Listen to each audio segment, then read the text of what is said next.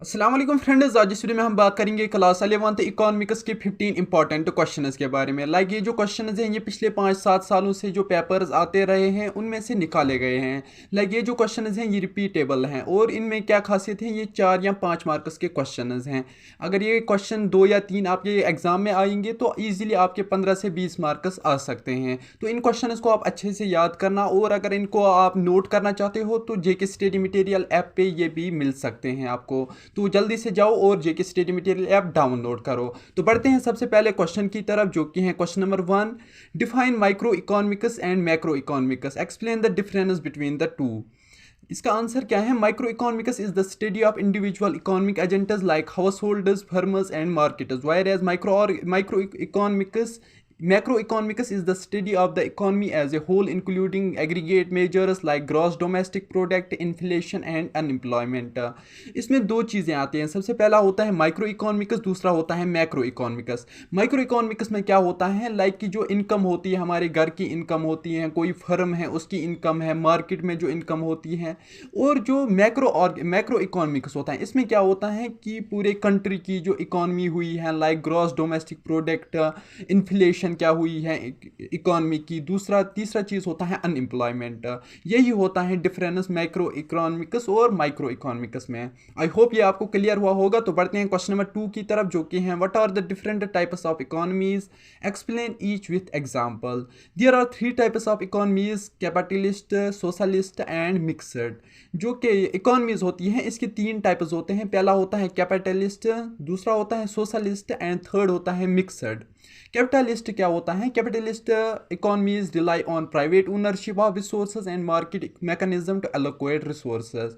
जो capitalist economies होती हैं ये प्राइवेट मार्केट पे डिपेंड रहते हैं, कि ये प्राइवेट मार्केट से रिसोर्सेज को एलोकेट करते हैं। दूसरा होता है सोशलिस्ट इकोनॉमीज। ये कहाँ से, ये जो रिसोर्सेज होते हैं वो कहाँ से लाते हैं? पब्लिक या सेंट्रल प्लानिंग से लेते हैं, वहाँ से ये एलोकेट करते हैं रिसोर्सेज को। तीसरा होता है मिक्सड इकोनॉमीज। इसमें प्राइवेट भी रिसोर्सेज आते हैं और पब्लिक रिसोर्सेज भी आ सकते हैं।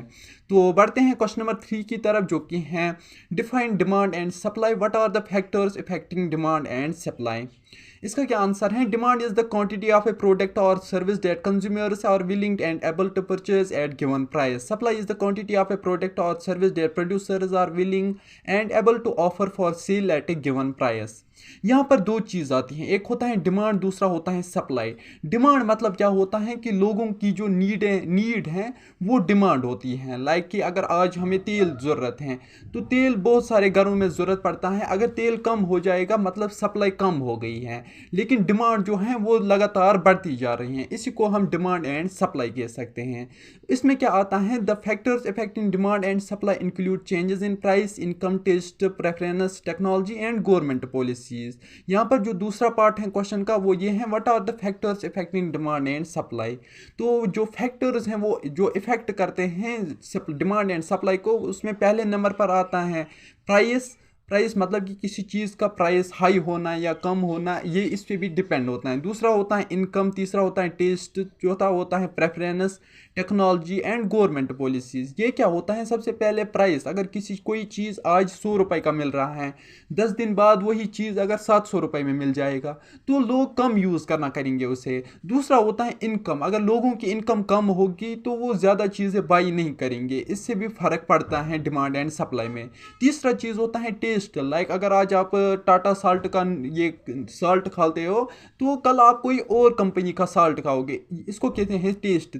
चौथा होता है प्रेफरेंस। प्रेफरेंस मतलब होता है कि एक चीज़ को ज़्यादा प्रेफरेंस देना। अगर आपके पास चॉइसेस हैं कि आप ये चीज़ ले सकते हो या ये, तो आप कोई एक चूज़ कर सकते हो, उसी को हम प्रेफरेंस कहते हैं। और चौथा चीज़ जो होता है वो होता है technology. Day by day technology grow होती जा रही है, तो किसी चीज़ का रिप्लेसमेंट आना तो तय है। कि यहाँ पर क्या होता है, एक चीज़ अगर आज मिल रहा है तो कल उसी चीज़ को टेक्नोलॉजी बिल्ड करेगी तो वो चीज़ सस्ते में पड़ सकती हैं या अच्छे तरीके से पड़ सकती हैं। ये होती हैं टेक्नोलॉजी और गवर्नमेंट पॉलिसीज़। आई होप ये क्वेश्चन भी आपको अच्छे से क्लियर हुआ होगा। तो बढ़ते हैं क्वेश्चन नंबर 4 की तरफ, जो कि है explain the concept of elasticity of demand, what are the different types of elasticity of demand. इसमें क्या आंसर है? Elasticity of demand measures the responsiveness of quantity demanded to change in price. The different type of elasticity of demand and price elasticity of demand, economic income elasticity of demand and cross elasticity of demand. ये जो types होते हैं elasticity के demand होते हैं, ये like ये जो इलास्टिसिटी की जो टाइप्स होती हैं उसमें से पहले नंबर पर आता है इनकम इलास्टिसिटी, दूसरा आता है क्रॉस इलास्टिसिटी ऑफ डिमांड और तीसरा आता है प्राइस इलास्टिसिटी। ये आप याद रखना, ये क्वेश्चन में ये पेपर में पूछा जाता है। तो बढ़ते हैं क्वेश्चन नंबर 5 की तरफ, जो कि है define revenue. What are the different types of revenue, explain with each explain each with example. Like revenue क्या होता है कि जो हमारी इनकम आती है उसी को हम रेवेन्यू कहते हैं। Revenue is the income that A firm generates from selling its products और सर्विसेज। लाइक यहाँ पर भी यही कह रहा है कि जो रेवेन्यू होता है ये कोई फर्म या अगर कोई कंपनी है वो अपने प्रोडक्ट सेल कर रहे हैं बायर्स को, तो वहाँ पर क्या होता है कि उसकी इनकम जनरेट होती है, लाइक रेवेन्यू जनरेट होती है। The different types of revenue are total revenue, average revenue and marginal revenue. जो टाइप्स होते हैं, लाइक जो रेवेन्यू के 3 टाइप्स होते हैं उसमें से पहले नंबर पर आता है टोटल रेवेन्यू, दूसरा आता है एवरेज रेवेन्यू और तीसरा आता है मार्जिनल रेवेन्यू। टोटल रेवेन्यू क्या होता है कि पूरी कंपनी ने, अगर कंपनी 3 साल पहले बिल्ड हो गई है, लाइक वहाँ 3 साल पहले उस कंपनी को इस्टेब्लिश किया गया है, तो तब से लेके आज तक कितना रेवेन्यू उसने जनरेट किया है उसको हम टोटल रेवेन्यू कहते हैं। दूसरा होता है एवरेज रेवेन्यू। एवरेज रेवेन्यू क्या होता है कि एक साल में कितना ज़्यादा कमा रहा है एक कंपनी। जो तीसरा होता है मार्जिनल रेवेन्यू। मार्जिनल रेवेन्यू होता है कि मार्जिन के बगैर ही अगर हम देखेंगे कि टोटल इनकम कितनी आई है कंपनी में, तो उसे हम मार्जिनल रेवेन्यू कहते हैं। तो बढ़ते हैं क्वेश्चन नंबर 6 की तरफ, जो कि है explain the concept of perfect competition. What are the features of perfect competition. Perfect competition is a market structure where there are many buyers and sellers of a homogeneous product and there are no barriers to entry or exit.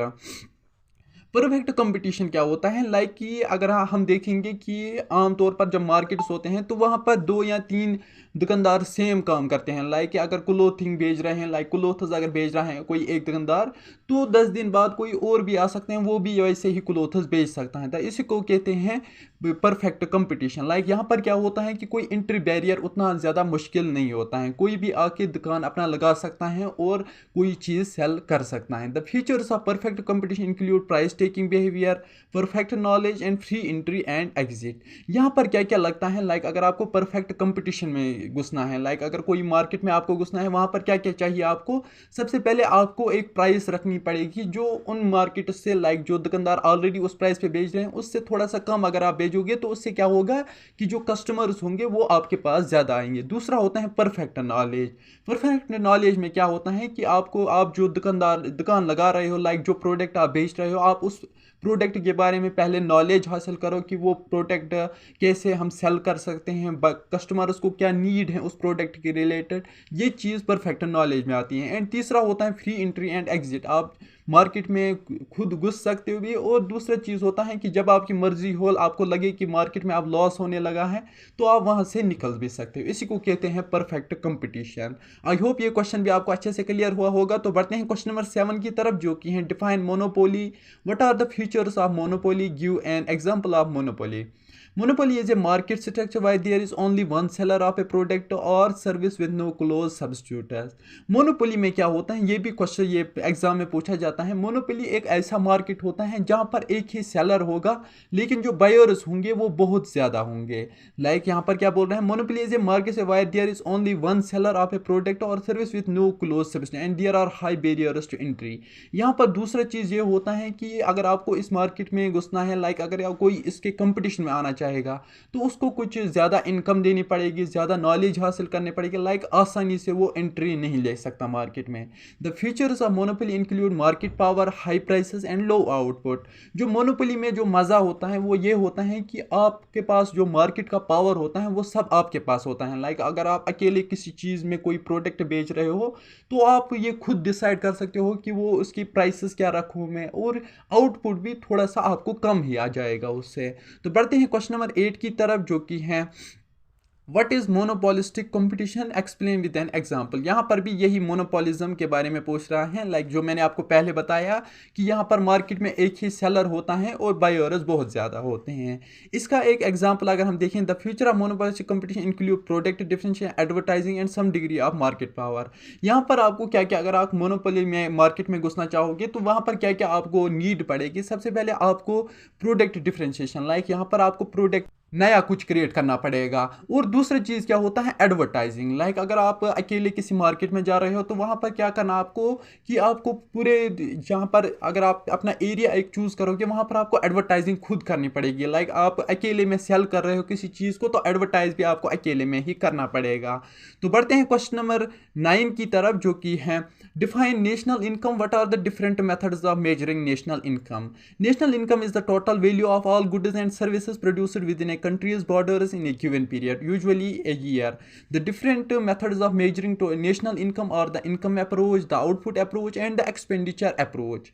National income क्या होता है? National मतलब कि पूरी जो country होती है उसकी क्या इनकम रही है। लाइक जो बॉर्डर्स होते हैं, एक जो इंडिया, अगर हम इंडिया की ही बात करें, वहाँ पर जो हमारे जो बॉर्डर्स हैं तो बॉर्डर के अंदर अंदर जितनी हम इनकम जनरेट करेंगे, लाइक हम गुड्स प्रोड्यूस करेंगे, हम कोई चीज़ एक्सपोर्ट करेंगे तो उससे क्या होगा, रेवेन्यू जनरेट होगा, वही होती है नेशनल इनकम। इसको मेजर करने के लिए 3 अप्रोचेस होते हैं। सबसे पहला होता है डायरेक्ट आउटपुट अप्रोच, दूसरा होता है एक्सपेंडिचर अप्रोच और तीसरा होता है इनकम अप्रोच। ये आप याद रखना। तो बढ़ते हैं क्वेश्चन नंबर 10 की तरफ, जो कि है explain the circular flow of income in 4 sector economy. तो यहाँ पर क्या आंसर है, the circular flow of income in a 4 sector economy shows the flow of money and goods between house holders, farmers, governments and the foreign sector. It illustrates the interdependence of the different sectors of the income.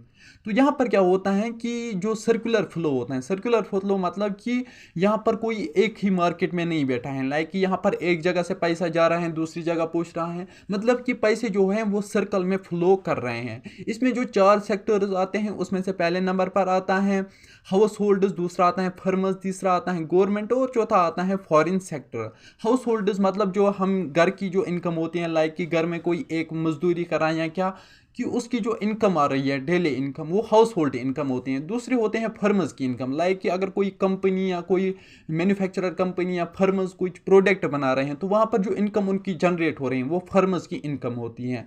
तीसरा होता है government, like जो taxes हम पे करते हैं ये government income आती हैं। और चौथा होता है foreign sector. Foreign sector in the sense अगर हम कोई चीज़ यहाँ से एक्सपोर्ट कर रहे हैं बाकी देशों में तो वहाँ से हमें इनकम जनरेट होती हैं, तो उसे हम फॉरेन सेक्टर कहते हैं। तो बढ़ते हैं क्वेश्चन नंबर 11 की तरफ, जो कि है define inflation, what are the causes and effects of inflation. Inflation मतलब क्या होता है कि प्राइसेस हाई होना। लाइक कि अगर कोई इमेजिन कर सकता है कि आज अगर हम तेल की ही प्राइसेस देखेंगे, 3 साल पहले जो तेल की प्राइस, लाइक पेट्रोल की प्राइसेस थी वो 70 रुपए थी, लेकिन आज वही प्राइसेस 120 तक पहुंच गए हैं, तो उसी को हम इन्फ्लेशन कहते हैं। Inflation is sustain increase of the general price of goods and service in an economy. The causes of inflation include demand pull inflation, cost push inflation and monetary inflation. जो कॉजेज होते हैं, like जो जिससे inflation बढ़ता है वो क्या क्या आता है, सबसे पहला आता है demand pull inflation. Demand pull inflation मतलब क्या होता है कि डिमांड बढ़ रही है लेकिन जो सप्लाई है वो कम हो रही है, तो उससे क्या होगा कि प्राइसेस हाई हो जाएंगे। दूसरा होता है कॉस्ट पुश इन्फ्लेशन एंड तीसरा होता है मॉनिटरी इन्फ्लेशन। तो इसके जो इफेक्ट्स हैं, like the effects of inflation include decrease in the purchasing power of money, increase uncertainty and the redistribution of income and wealth. ठीक, जो इफेक्ट होते हैं इन्फ्लेशन के, इफेक्ट इन द सेंस की जो नुकसान होते हैं इकॉनमी पे, नेशनल ये कंट्री पे जो नुकसान होते हैं इन्फ्लेशन की वजह से, वो क्या क्या हैं। सबसे पहले ये होता है कि अगर इन्फ्लेशन हाई होगी तो लोग चीज़ कम बाई करेंगे, लाइक कि परचेजिंग पावर ख़त्म हो जाएगी लोगों की। दूसरा होता है इंक्रीज्ड अनसर्टिनिटी, यहाँ पर अब पता नहीं होता है कि कब प्राइसेस अप हो जाएंगे कब डाउन हो जाएंगे, तो ये भी एक मसला बन जाता है, तो लोग उस चीज़ में इन्वेस्ट भी नहीं करते हैं और ख़रीदते भी नहीं हैं। And redistribution of income and wealth. और तीसरा चीज़ क्या होता है कि जो इनकम होती है, लाइक अगर आपके पास 1000 रुपए हैं तो कोई चीज़ ऐसा है जो 1200 रुपए में पड़ रहा है, तो आप वो 1000 रुपए उस पर स्पेंड नहीं करोगे, लाइक आप खरीद ही नहीं सकते हो, तो आपकी वो परचेजिंग पावर नहीं है, तो वो जो आपके पास 1000 रुपए हैं वो आपके ही पास रह गया, लाइक वो दुकानदार के पास नहीं चला गया, तो उसी को कहते हैं रिडिस्ट्रीब्यूशन। आई होप ये भी आपको क्लियर हुआ होगा। तो बढ़ते हैं क्वेश्चन नंबर 12 की तरफ, जो कि है what are the different types of unemployment, explain each with example. The different types of unemployment are frictional unemployment, structural unemployment and cyclical unemployment. जो अनएम्प्लॉयमेंट के टाइप्स होते हैं वो मेनली तीन होती हैं। सबसे पहला होता है फ्रिक्शनल, दूसरा होता है स्ट्रक्चरल एंड तीसरा होता है साइक्लिकल। ठीक, अब इन तीनों के बारे में हम पढ़ेंगे। Frictional unemployment is due to the time it takes for workers to find suitable jobs. ठीक, फ्रिक्शनल अनएम्प्लॉयमेंट क्या होता है, लाइक कि अगर आपके पास कोई स्किल है तो आप अच्छा कोई जॉब ढूंढ रहे हो लेकिन आपको जॉब नहीं मिल रहा है, तो उसी को हम फ्रिक्शनल अनएम्प्लॉयमेंट कहते हैं। दूसरा होता है structural environment unemployment. Structural unemployment is due to a mismatch between the skills of workers and the requirement of available jobs. ठीक, जो दूसरा चीज़ होता है वो होता है स्ट्रक्चरल अनएम्प्लॉयमेंट। इसमें क्या होता है कि अगर आपने कोई चीज़ सीखा है, आपके पास कोई स्किल है, आपके पास कोई डिग्री है, लेकिन जब आप किसी कंपनी में जाते हो अप्लाई करने के लिए, कोई कंपनी हायर कर रही है, तो वहाँ पर क्या होता है कि उनकी नीड्स जो होती हैं, लाइक वो बोलते हैं कि हमें ये डिग्री चाहिए, ये स्किल्स चाहिए, लेकिन आपके पास डिफरेंट स्किल्स होते हैं, तो वो आप जॉब नहीं कर सकते, तो उसको हम कह सकते हैं स्ट्रक्चरल अनएम्प्लॉयमेंट। तीसरा होता है cyclical unemployment is due to fluctuation in the business cycle. ये किससे होता है कि अगर बिजनेसेस में कुछ अप डाउनस हो जाएंगे तो उससे क्या होता है कि बिजनेसेस क्या करते हैं, वो अपने एम्प्लॉयज़ को हायर करते हैं, तो उससे क्या होता है कि अनएम्प्लॉयमेंट बढ़ जाती है। आई होप ये भी आपको अच्छे से क्लियर हुआ होगा। तो बढ़ते हैं क्वेश्चन नंबर 13 की तरफ, जो कि है explain the concept of poverty, what are the different measures of poverty. Poverty is a condition where people lack the basic necessities of life such as food, shelter and clothing. The different measures of poverty include the absolute poverty line, the relative poverty line and human poverty index. यहाँ पर जो poverty के तीन types होते हैं, like different जो measures हम करते हैं पुअर्टी के, उसमें सबसे पहला आता है the different measures of absolute poverty line, दूसरा आता है रिलेटिव पुअर्टी लाइन एंड तीसरा आता है ह्यूमन पुअर्टी लाइन। अब बात आती है कि पुअर्टी होती क्या है। पुअर्टी मतलब एक गरीबी होती है जिसमें क्या होता है कि जो इंसान होता है उसके पास बेसिक नेसेसिटीज़ नहीं होती हैं, लाइक सबसे पहला फूड नहीं होता है, शेल्टर नहीं होता है एंड क्लोथ्स भी नहीं होते हैं, तो उसी को हम अच्छे से पुअर्टी कहते हैं। आई होप ये भी आपको अच्छे से क्लियर हुआ होगा। तो बढ़ते हैं क्वेश्चन नंबर 14 की तरफ, जो कि है define human capital, what are the different types of human capital. Human capital refers to the knowledge, skills, and abilities that people possess which can increase their productivity and earnings. The different types of human capital include education, training, and health. Human capital क्या होता है, like कि इंसान के पास जो कुछ skills होंगे, assets होंगे, उससे क्या कर सकते हैं, वो अपनी जो ये अर्निंग है वो उसको हाई कर सकता है, तो उसी को हम कह सकते हैं ह्यूमन कैपिटल। इसमें क्या क्या आता है, सबसे पहला आता है नॉलेज, कि इंसान के पास कितनी ज़्यादा नॉलेज है। दूसरा चीज़ स्किल, अगर आपने कोई कोडिंग लैंग्वेज सीखी है, ये आपके स्किल्स में आता है। आपके पास कम्युनिकेशन करने का अच्छा सा तरीका है, ये भी एक कम्युनिकेशन स्किल आता है। और तीसरा होता है abilities that people possess, like आपके पास कोई ऐसा काम करने की एबिलिटी हो जो लोगों को चाहिए, लाइक कंपनी को चाहिए कि आप हार्ड वर्क करो। अगर आप हार्ड वर्क करोगे तो आपको जॉब मिलेगा, अच्छा पे भी करेंगे वो, which can increase their productivity and earnings. इसमें तीन जो ये आते हैं टाइप्स होते हैं, एक होता है एजुकेशन, दूसरा होता है ट्रेनिंग एंड तीसरा होता है हेल्थ। ये तीनों चीज़ें डिपेंड करती हैं ह्यूमन कैपिटल पे। आई होप ये भी आपको अच्छे से क्लियर हुआ होगा। तो बढ़ते हैं question number 15 and last one की तरफ, जो कि है what is globalisation, what are the advantages and disadvantages of globalisation. Globalisation refers to the increasing interconnectedness of the world's economy, societies and cultural।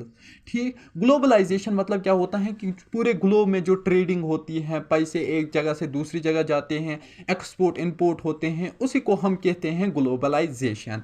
The advantages of globalisation include increase in trade and investment, cultural exchange and access to new technologies.